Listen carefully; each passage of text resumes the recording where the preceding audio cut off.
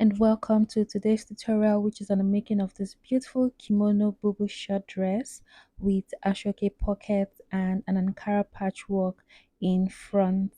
This is highly beginner friendly and you can make this in record time.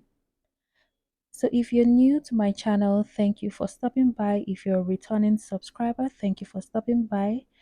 Without further ado, let's get right into cutting proper. So here I have on my cotton table this Ankara fabric 2 yards, and I have it on a fold of 4 because I'm going to be cutting for both the front and the back of this dress at the same time. So from the bottom up, I'm going to be taking the full measurement of my dress. This is a short dress, so I'm going to be marking at 40 inches, and this 40 inches includes bending allowance at the bottom and stitching allowance at the top. So I'll just connect this line at 40 inches. And then at the bottom, I'm going to be marking my bending allowance. And I'll also connect this line.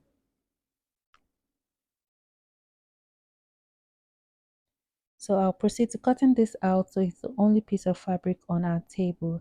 At the neckline, I'm going to be coming in by 3.5 inches for my neck width. I'm going to be coming down 3.5 inches for the neck width for the front and 1 inch for the back neckline. And I'll be connecting this.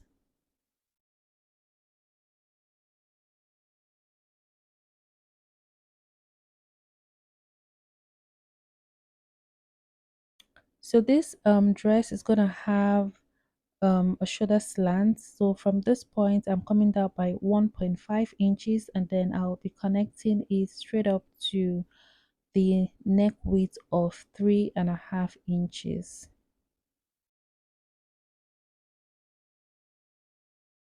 So there's a way you can actually fold your fabric if you don't want to have shoulder joining. But for me, I always like the slant that comes with, a shoulder joining. Then from this point, I'm going to measure my half length, which is my shoulder to my waist measurement. And then from there, I'm going to be coming down 9 inches for my hip measurement. And then I'll be extending that to this end of the dress.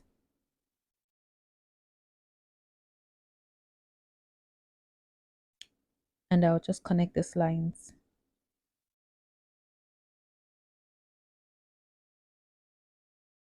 Now for my sleeve opening from the shoulder slant, I'm going to be coming down 10.5 inches. You can determine what you want to come down by. So I'm just going to extend the line here so that so this is going to serve as my chest line now. So on the shoulder slant, I'm going to be taking from the nape of my neck to where I want my sleeve to get to. So for me, I'm going to be marking at 17.5 inches.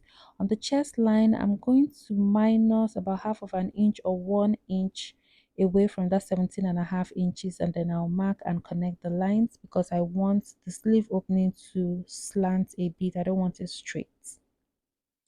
Now on my hip line, I'm going to be taking a quarter of my hip measurement, and then I'm going to be adding 3 inches to it. So depending on how much ease you want.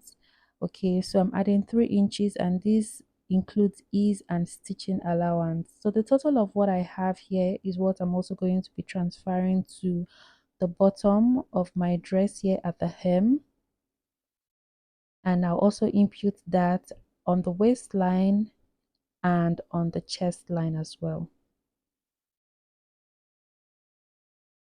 creating my armhole curve and connecting the lines.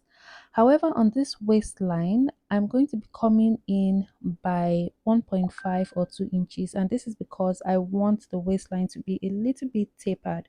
So I'm going to be reconnecting from this new waistline all the way to my hip, and then reconnecting all the way to my chest line and then to my armhole, just this way. So I won't be making use of the initial mark on the hip that we made. That's why I'm Xing this out.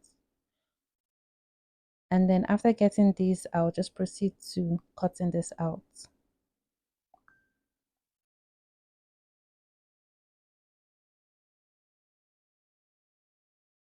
Tracing the neckline for the back first of all, and then I'm going to, for my for the opening at the front, because the front part of this dress is going to have a an opening, right? So I'm just going to come down about 4.5 inches from the initial 3.5 inches neck depth that I came down by. So I'm taking out one piece inside, and that's the back piece of my dress. And then I'll continue working on the front piece.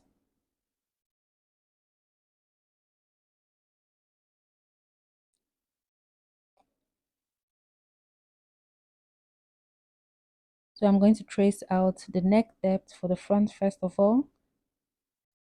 And then after that, I'm going to open up my slant at the center front of my dress, 4.5 inches deep.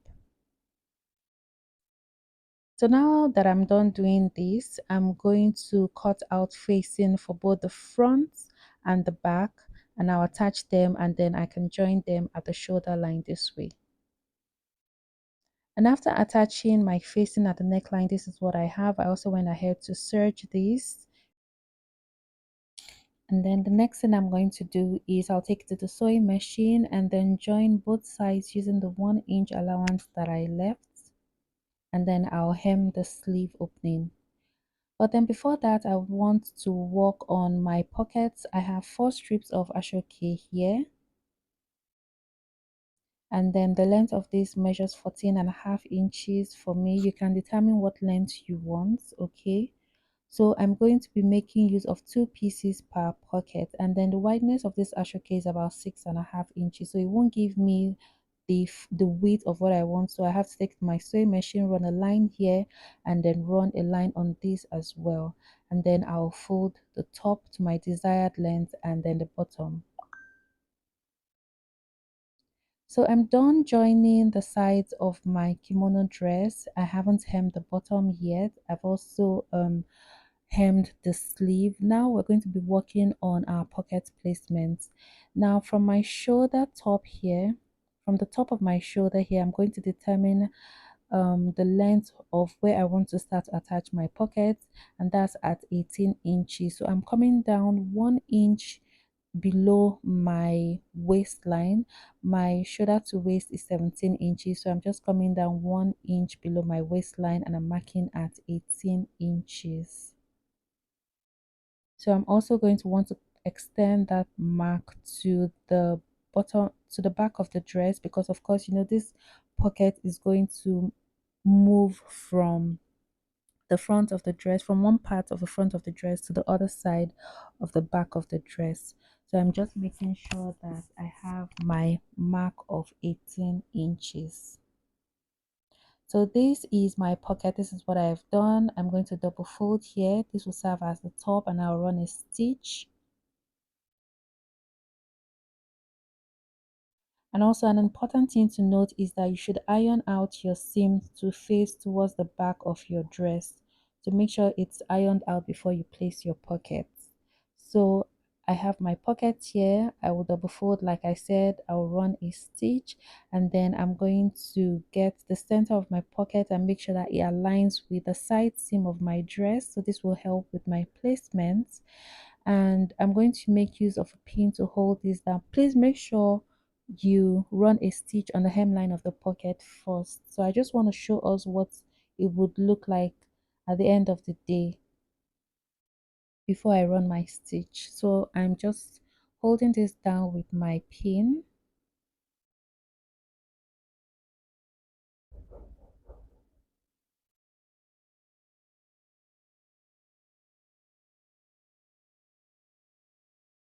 And I'm holding it down there as well so that it doesn't move when I take this to the sewing machine. So I'll run a stitch from here, the bottom, and all the way up. I'll do that for this side, and I'll do that for the other side as well, and I'll show us what it looks like. And this is what the pocket looks like after stitching it down. This is the front piece of this dress, and then behind is the back part, what the pocket looks like. So I'm going to be bringing in my Ankara patchwork right away. I folded all the sides, so whatever, if you have an Ankara that you like the patchwork design on, just cut it out and place it on your kimono dress. Now from the opening at the center front of this dress, I'm coming down 1.5 inches, and that's where I'm going to start the placement of my Ankara patchwork. So I'm making sure that it aligns with the crease line on the center front of my dress. I'll take it to the sewing machine now, and then I'll run stitches all around the edges here, or I'll make use of a hemming gum. I'll fold the bottom and then do other necessary adjustments. And that's the end of the tutorial, guys. This is what it looks like at the end of the day. Till my next video, do have a beautiful one. Bye.